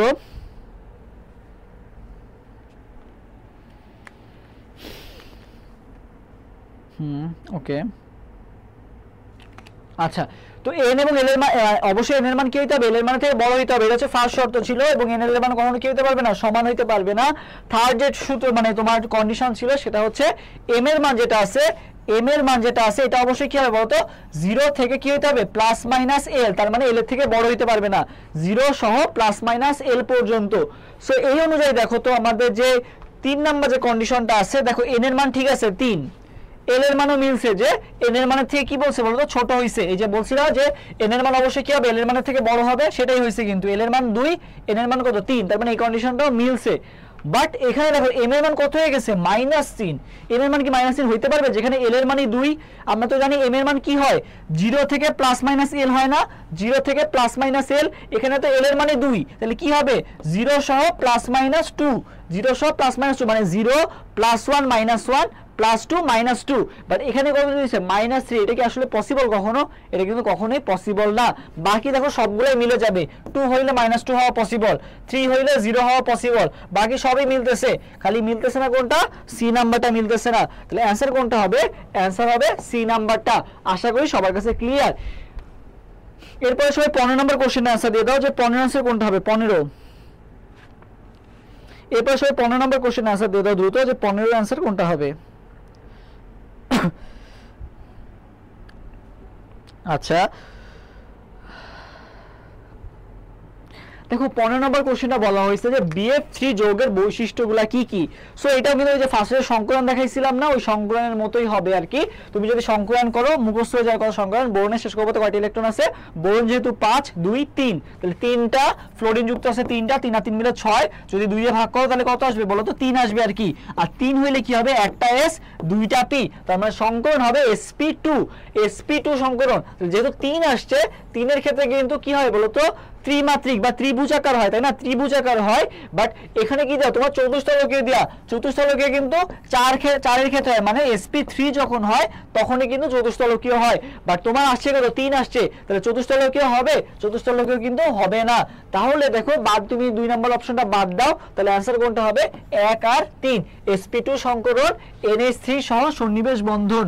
ঠিক আছে, তাহলে অ্যান্সার কোনটা হবে বলো তো, অ্যান্সার হবে বি নাম্বারটা, সরি সি নাম্বারটা। অ্যান্সার কোনটা হবে বলো তো, সি নাম্বারটা হবে।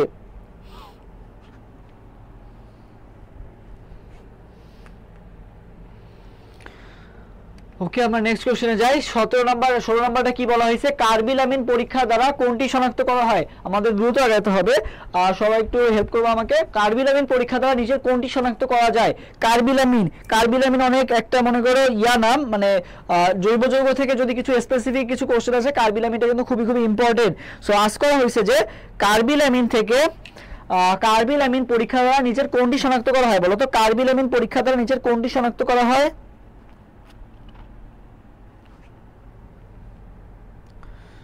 সো মনে রাখবা কার্বিলামিন পরীক্ষার দ্বারা কতে ক্লোরোফর্ম, কার্বিলামিন পরীক্ষার দ্বারা মনে রাখবা ক্লোরোফর্ম শনাক্ত করা হয়। কোনটা শনাক্ত করা হয়, ক্লোরোফর্ম। সবাই একটু লেখো তো, কমেন্ট করো তো যে ক্লোরোফর্ম, সবাই একটু একটা কমেন্ট করো। কার্বিলামিন পরীক্ষা দ্বারা কোনটা করা হয় বলো তো, ক্লোরোফর্ম। ঠিক আছে, ক্লোরোফর্ম। কার্বিলামিন পরীক্ষা দ্বারা কোনটি শনাক্ত করা যায় বলো তো, ক্লোরোফর্ম শনাক্ত করতে আমরা কার্বিলামিন পরীক্ষা ইউজ করি। কার্বিলামিন পরীক্ষা ইউজ করি কার ক্ষেত্রে বলো তো, ক্লোরোফর্ম।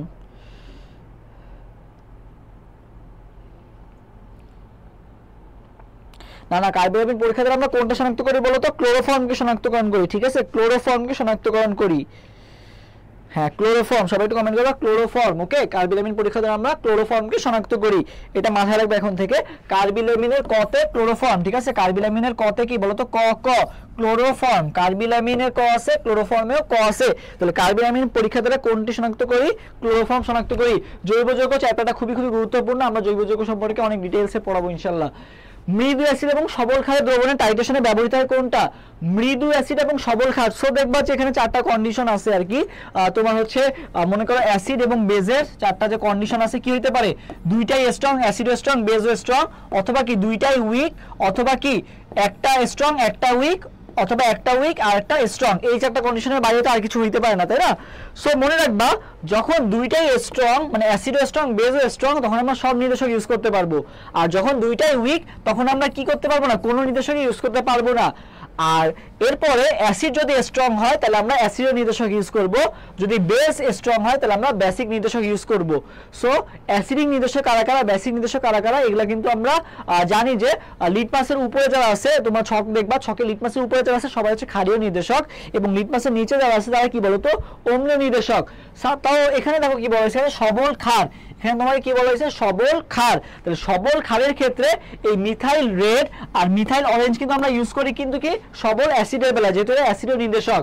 লিটমাস তো নিউট্রাল, এটা বাদ। তাহলে বাকি থাকলো কি বলতো, ফেনলফথ্যালিন। তাহলে 17 অ্যান্সার কোনটা হবে, 17 অ্যান্সার হবে বি নাম্বারটা। এরপরে 18 লবণ সেতুতে তড়িৎ বিশ্লেষণে রূপে তড়িৎ বিশ্লেষণ রূপে ব্যবহৃত হয় কোনটা? সবাই 18 নম্বর কোশ্চেন আনসার দাও তো, যে লবণ সেতুতে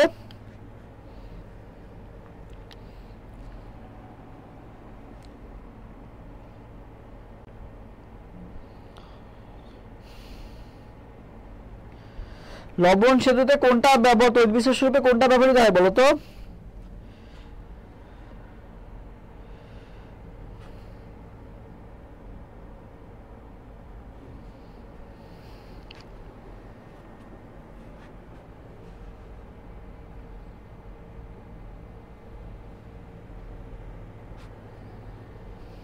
দেখো এখানে মনে রাখবা যে লবণ সেতুতে তড়িৎ বিশ্লেষণ রূপে দুইটা আছে, এখানে অ্যানসারে দুইটা অ্যানসারই হয়। অ্যানসার কিছু কিছু কোশ্চেন থেকে ডাবল অ্যানসার হয়, যেমন এটার ক্ষেত্রে এ এবং ডি বোথটা কারেক্ট, ঠিক আছে। এখানে এ ও যেটা ডি ও মানে এ আর ডি দুইটার অ্যানসারই কি বলতো right. KCl NH4Cl NaNO3 KCl KNO3 NH4Cl আর কি। তো ম্যাক্সিমাম গুলা এখানে আর কি কিছু কিছু এক্সট্রা আছে যেগুলো তোমরা বইয়ে পাবা না, যেমন হচ্ছে অ্যামোনিয়াম ক্লোরাইডটা বই নাই, বই আছে কি বলতো অ্যামোনিয়াম নাইট্রেটটা আছে, এখানে দিয়ে দিছে, অ্যামোনিয়াম ক্লোরাইডটা দিয়ে দিছে আর কি। আর এখানে দেখো আচ্ছা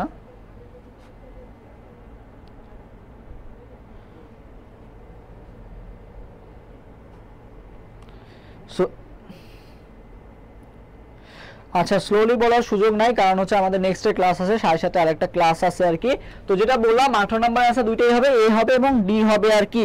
আচ্ছা আচ্ছা আমরা এবার 19 নম্বরে যাই। 19 নম্বরে বলা হয়েছে যে নীল আলো তরঙ্গদৈর্ঘ্য কত ন্যানোমিটার? নীল আলো তরঙ্গদৈর্ঘ্য কত ন্যানোমিটার? এটা একটু সবাই অ্যানসার দাও তো তাড়াতাড়ি। 19 নম্বর কোশ্চেনটা অ্যানসার দাও যে নীল আলো তরঙ্গদৈর্ঘ্য কত ন্যানোমিটার, ঠিক আছে। এটা সবাই মুখস্থ করবা। এটা হচ্ছে তোমার 2 অধ্যায়ে আছে, বেনিয়াসো করা যে রেঞ্জটা আছে, এটা আমি যখন 2 অধ্যায় পড়াইছি অনেকবারই এটা তোমাদেরকে শিখাই দিছি যে বেনিয়াসো করা মনে রাখার ট্রিক্সটা। আশা করি এটা পারা উচিত আর কি, যে এটা কত হবে আর কি। এটা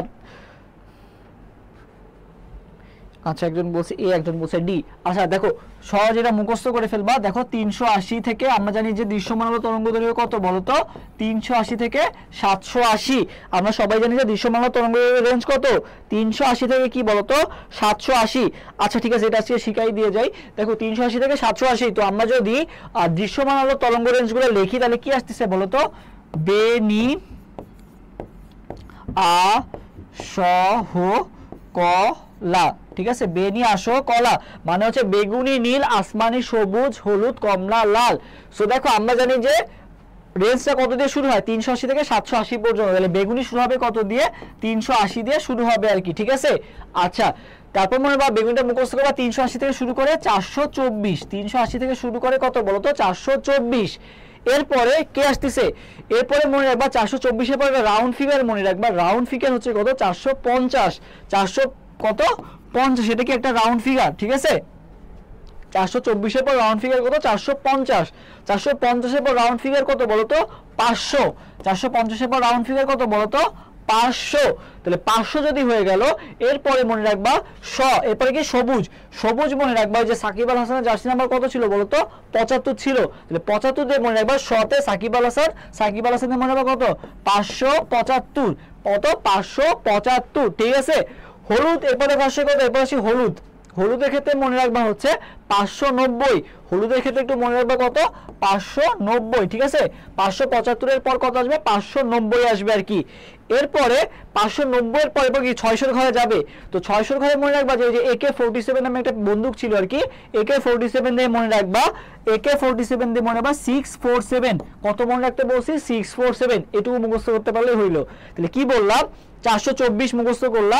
424 এর পর রাউন্ড ফিগার কত? 450। সবাই একটু আমার সাথে সাথে মানগুলো একটু কমেন্ট করো। 424 450। 450 এর পর রাউন্ড ফিগার কত? 500। 500টা একটু কমেন্ট করবা। তারপরে কত? 500 পর কত? সাকিব আল হাসান জার্সি নাম্বার কত বলছিলাম? 575। তাহলে কত? 575। তারপরে একটা মুখস্থ করতে বলছি 590। এরপরে বলছিলাম যে AK-47 দিয়ে মনে রাখবা 647। তারপরে এটুকু মনে রাখলেই হবে আর কি। এইগুলো মুখস্থ করতে পারলে এরপরে দেখো লাস্ট কেসে এটা কততে শেষ হবে? আমরা জানি যে 380 তে শুরু হয়ে শেষ কততে? 780 তে শেষ। সো দেখো আমাদের এই মানগুলো জাস্ট মনে রাখলেই হবে। যদি আমরা লাস্ট রেঞ্জ মুখস্থ করতে পারি তাহলে এটা যেহেতু 424 এ শেষ, তাহলে এটা শুরু হবে কততে বলতো? 424 দিয়ে শুরু হবে। 450 এ শেষ, তাহলে আসমানে শুরু হবে কত দিয়ে? 450 দিয়ে শুরু হবে আর কি। সো তুমি জাস্ট একটা রেঞ্জ মনে রাখবা, লাস্ট রেঞ্জটা মনে রাখবা, তাহলে তোমার ফার্স্ট রেঞ্জ কিন্তু আলটিমেটলি মুখস্থ করা লাগতেছে না। এইটা যেটা শেষ হচ্ছে পরেরটা কিন্তু সেটা থেকে কি হবে বলো তো, শুরু হবে আর কি। ওকে, সো সবাই একটু আমার সাথে সাথে কমেন্ট করে ফেলো যে মানগুলো বললাম 424, 450, 424, 450 আমরা এখানেই মুখস্থ করে যাব। 500, 575, 590 সরি 380, 424, 450, 500, 575, 590, তারপরে কত 647 AK47, তারপরে কত বলো তো 780। ওকে, সো নুসরাত আদিয়া কমেন্ট করছে, তিথি মজুমদারে কমেন্ট করে ফেলছে। সো এখানে তোমার কোনটা বলা হয়েছে? নীল বলা হয়েছে, ঠিক আছে। সো তুমি কাউন্ট করবে এভাবে, বেনি নীল কয় নাম্বার আছে? 2 নাম্বার আছে, তাহলে কি হবে 424, 450, তাহলে 450 আমার কোনটা শেষ হয়েছে আমাকে সেটাতে ফাইন্ড আউট করতে হবে। সো অপশনে দেখি তো 450 কোনটা আছে, এই যে অপশন ডি তে আছে 450, তাহলে অ্যানসার কোনটা হবে? এই 425 থেকে 450, ঠিক আছে, 425 থেকে 450। কি বললাম? তুমি হিসাব করবা বেনি, তোমাকে নীল আস করা হয়েছে, তাহলে বেনি নি কয় নাম্বার আছে? 2 নাম্বার আছে, তাহলে তুমি মুখস্থ করছো ফার্স্টটা কত 424, সেকেন্ডটা কত ছিল 450, তাই না? তো 450 এখানে কোনটা আছে অপশনে? এই যে 450 আছে, তার মানে 424 থেকে 450। তো আশা করি এটা ক্লিয়ার। এটা আসলে জাহাঙ্গীরনগর ডি এর ক্ষেত্রে মোস্ট ইম্পর্টেন্ট এই ছকটা। এখান থেকে দেখবা বিগত বছর অনেক কোশ্চেন আসছে আর কি, এটা খুললে বুঝতে পারবে আর কি। ওকে, আচ্ছা, সো এটা কি সবার ক্লিয়ার হয়ে থাকলে সবাই একটু কমেন্ট করবে যে ক্লিয়ার, তাহলে আমি নেক্সট কোশ্চেনে যাব, সবাই একটু কমেন্ট করবে যে ক্লিয়ার। আচ্ছা, এরপরে দেখো আমরা 20 নাম্বার কোশ্চেনে যাই। এই যে নীল আলো তরঙ্গ দৈর্ঘ্য কত ন্যানোমিটার, ঠিক আছে। একটু আগে আসছিল পরিসর, এখন আবার দেখো এই যে সেম কোশ্চেন একটা আসছে, নীল আলো তরঙ্গ দৈর্ঘ্য কত ন্যানোমিটার, নীল আলো তরঙ্গ দৈর্ঘ্য কত ন্যানোমিটার। এই কোশ্চেনটা আর একটা বছরও আসছে আর কি, সেম কোশ্চেনটা, সেম অ্যান্সার হবে 425 থেকে 450 ন্যানোমিটার আর কি। আচ্ছা, কোনটি কম সক্রিয়, ঠিক আছে, এই চারটার মধ্যে কোনটা কম সক্রিয়? আচ্ছা, অভি কমেন্ট করছে ক্লিয়ার, নুনানি কমেন্ট করছে ক্লিয়ার, ঈশিতা কমেন্ট করছে ক্লিয়ার, মাইশা কমেন্ট করছে ক্লিয়ার, কাজল ইসলাম কমেন্ট করছে ক্লিয়ার। ওকে,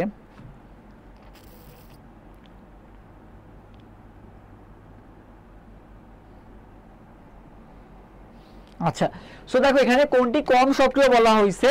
তো দেখো টলুইন, বেনজিন তো আমাদের এই যে বেনজিন কোনটা, এটা হচ্ছে বেনজিনের চিত্র, তাই না। ফেনলের ক্ষেত্রে কি হয়, এখানে জাস্ট কি আসে বলতো, OH আসে। আচ্ছা, আর টলুইনের ক্ষেত্রে কি হয়, এই বেনজিন রিং এর সাথে কি আসে বলতো, CH3 যদি আসে সেটা টলুইন হয়ে যায়।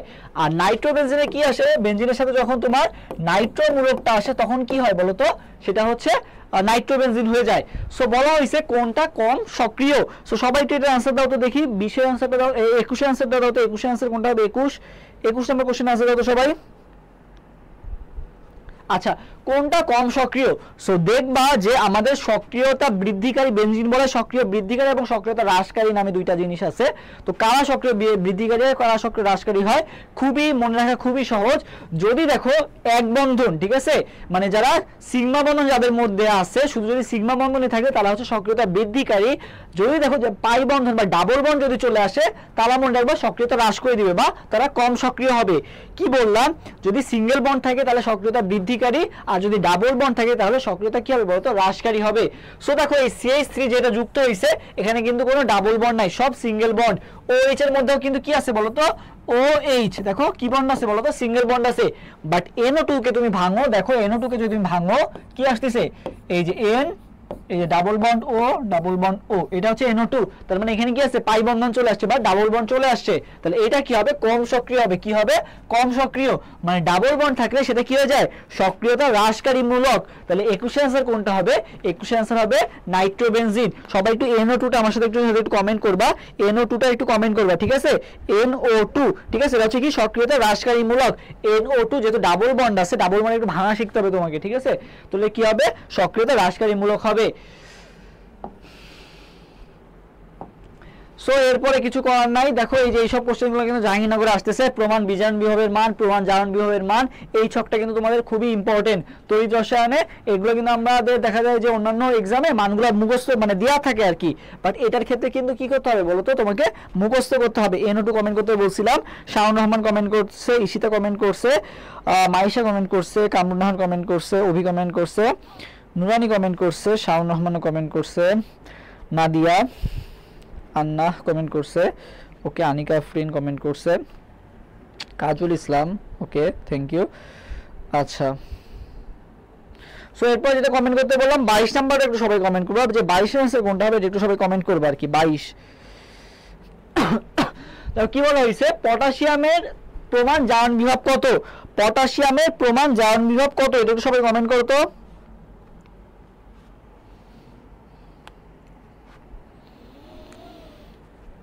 আচ্ছা, সো মনে রাখবা পটাশিয়ামের জারণ বিভবের মান মনে রাখবা প্লাস 2.87, ঠিক আছে, এটা মুখস্থ করবা। পটাশিয়ামের কত 2.87 প্লাস, যদি জারণ বিভব বলে আর বিজারণ বিভব বললে কি হবে, জাস্ট মাইনাস হয়ে যাবে, ঠিক আছে, মাইনাস 2.87।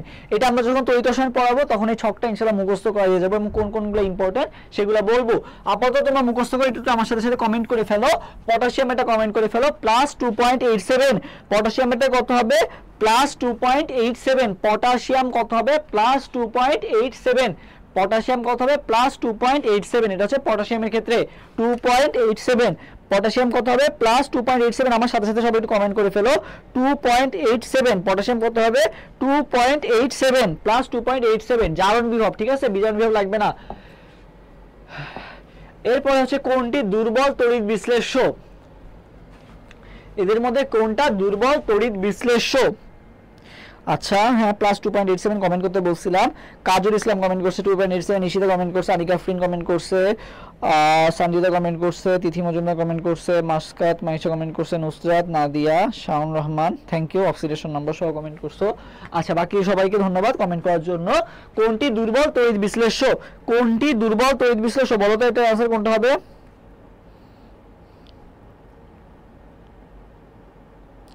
আচ্ছা, মনে রাখবা জৈব যৌগ যারা আছে, ঠিক আছে, জৈব যৌগ যদি যারা থাকবে তারা সবাই তড়িৎ অবিশ্লেষ্য, ঠিক আছে। জৈব যৌগ মানেই কি তড়িৎ অবিশ্লেষ্য, জৈব অ্যাসিড বাদে, ঠিক আছে, জৈব অ্যাসিড বাদে, ঠিক আছে, জৈব অ্যাসিড বাদে বাকি যারা জৈব যৌগ আছে সবাই কি জৈব যৌগ কি হবে বলো তো, তড়িৎ অবিশ্লেষ্য। জৈব যৌগ সমূহ তড়িৎ অবিশ্লেষ্য, জৈব অ্যাসিড তড়িৎ বিশ্লেষ্য, তবে হচ্ছে কি দুর্বল তড়িৎ বিশ্লেষ্য, ঠিক আছে, এটা মাথায় রাখবা। জৈব অ্যাসিডগুলো দুর্বল তড়িৎ বিশ্লেষ্য আর বাকি সব জৈব যৌগ যারা আছে সবাই তড়িৎ অবিশ্লেষ্য। সো এটা কি একটা জৈব যৌগ, এটা কি অ্যালকোহল, তাহলে এটা কি হবে তড়িৎ অবিশ্লেষ্য, তাহলে ডি তো আগেই বাদ, পরে হচ্ছে দুর্বল তড়িৎ বিশ্লেষ্য। KOH HNO3 এটা কি সবল অ্যাসিড সবল ক্ষার না, তাহলে সবল অ্যাসিড সবল ক্ষার কি হবে, সবল তড়িৎ বিশ্লেষ্য, তাহলে এরা অপশন থেকে বাদ, বাকি থাকলো কে H3PO4। তাহলে অ্যানসার কোনটা হবে, 23 এর অ্যানসার হবে কোনটা, সি নাম্বারটা। ওকে, 24 এ আমরা যাই। 24 নাম্বারটা কি বলা হয়েছে, দেখো সোডিয়াম এবং সোডিয়াম প্লাস দ্বারা নির্মিত তড়িৎদ্বারের প্রমাণ জারণ বিভব কত। সোডিয়াম বা সোডিয়াম প্লাস, সোডিয়াম থেকে সোডিয়াম প্লাসের জারণ বিভবের মান আস করা হয়েছে, প্রমাণ জারণ বিভবের মান। সো পটাশিয়ামের এটা পড়ছিলাম 2 পয়েন্ট কত পড়ছিলাম বলো তো, 7, 2.7 পড়ছিলাম, 2.87 পড়ছিলাম, 2.87 পড়ছিলাম। আর এটার ক্ষেত্রে কত হবে বলো তো, সোডিয়াম সোডিয়াম প্লাসেরটা কত হবে, তোমরা সোডিয়াম আর পটাশিয়াম একই রকমই, সোডিয়াম পটাশিয়াম ছিল হচ্ছে 2.87 ছিল, আর এটা কত হবে বলো তো 2.71 হবে। এটা কত হবে 2.71, সোডিয়াম কত হবে 2.71। সবাই তো আমার সাথে সাথে কমেন্ট করে ফেলো, সোডিয়াম কত হবে, সোডিয়াম 7, সোডিয়াম 7 কত 2.7, সোডিয়াম কত হবে 2.7 হবে আর কি, ঠিক আছে, সোডিয়াম কত হবে 7, সোডিয়াম 7 7, সোডিয়াম কত হবে এর জন্য 2.7, সোডিয়াম কত হবে এর জন্য 2.7, সোডিয়ামের সবাই কমেন্ট করে ফেলো 2.71, সোডিয়াম 7 সোডিয়াম 7 2.7। আচ্ছা, কৃত্রিম চুল তৈরিতে কোনটি ব্যবহৃত হয়। আচ্ছা 2.7 যদি হয় তাহলে অ্যানসার কোনটা হবে বলো তো, অ্যানসার হবে কোনটা 2.7 মানে হচ্ছে কোনটা হবে 24 এর অ্যানসার হবে বি নাম্বারটা, 24 এর অ্যানসার হবে কোনটা বি নাম্বারটা। আচ্ছা, এরপরে 25 নাম্বার কোশ্চেনে আনসার দিয়ে দাও সবাই। 25, কৃত্রিম চুল তৈরিতে কোনটি ব্যবহৃত হয়, কৃত্রিম চুল তৈরিতে কোনটি ব্যবহৃত হয়, সবাই 25 নাম্বার কোশ্চেনে আনসার দিয়ে দাও যে কৃত্রিম চুল তৈরিতে কোনটি ব্যবহৃত হয়।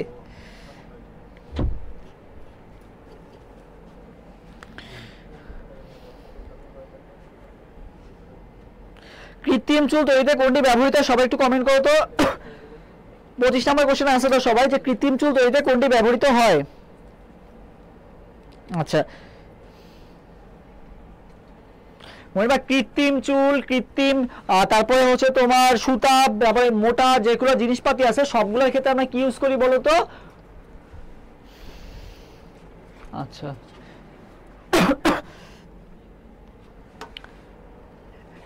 আচ্ছা, মোটা কৃত্রিম চুল, কৃত্রিম সুতা, মোটা কার্পেট, ঠিক আছে, মোটা কার্পেট ইত্যাদির ক্ষেত্রে আমরা ইউজ করি কি বলতো, মোটা কার্পেট ইত্যাদির ক্ষেত্রে আমরা ইউজ করি হচ্ছে পলিপ্রোপিলিন। এটা যে জৈব যৌগের যে ব্যবহারগুলো আছে সেখানে পাবা।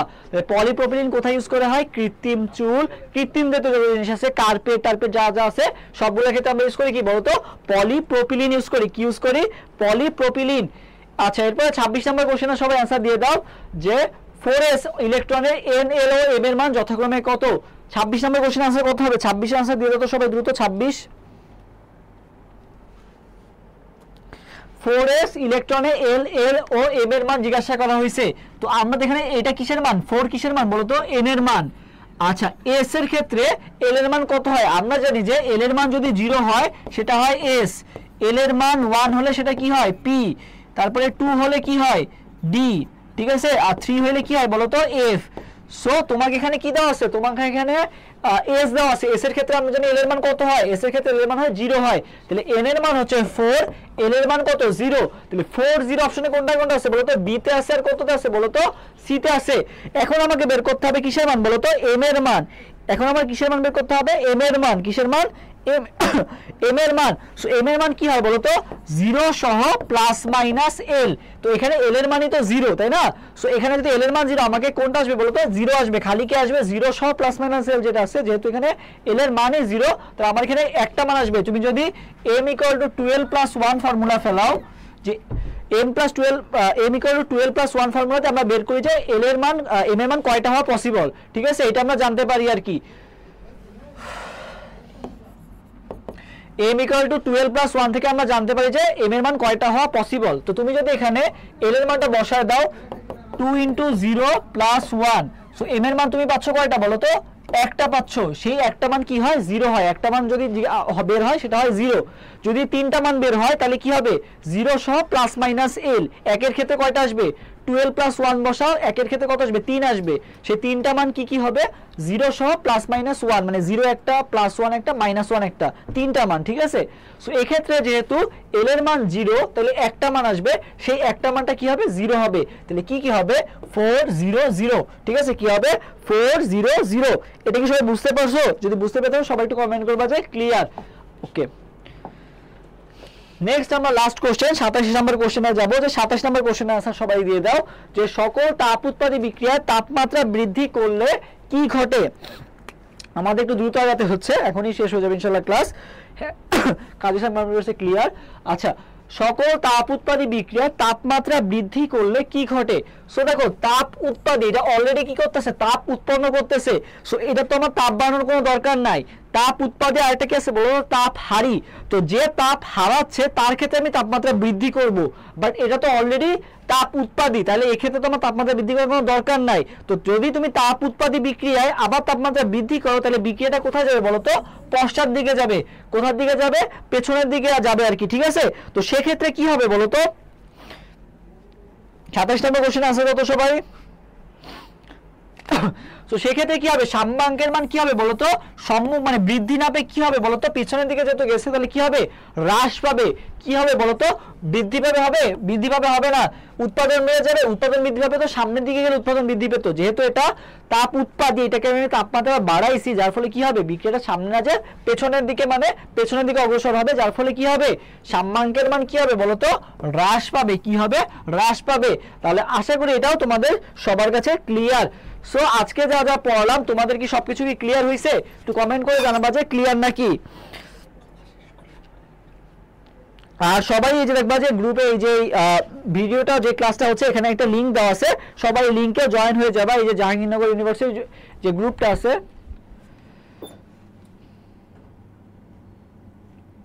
ওকে, তো সবাই আর কি গ্রুপটাতে জয়েন হয়ে যাবা। এবং দেখো এই যে আজকে যা যা পড়লাম এটা নিয়ে তোমাদের যদি কারো কোনো কোশ্চেন থাকে ওই গ্রুপটাতে জানাবা।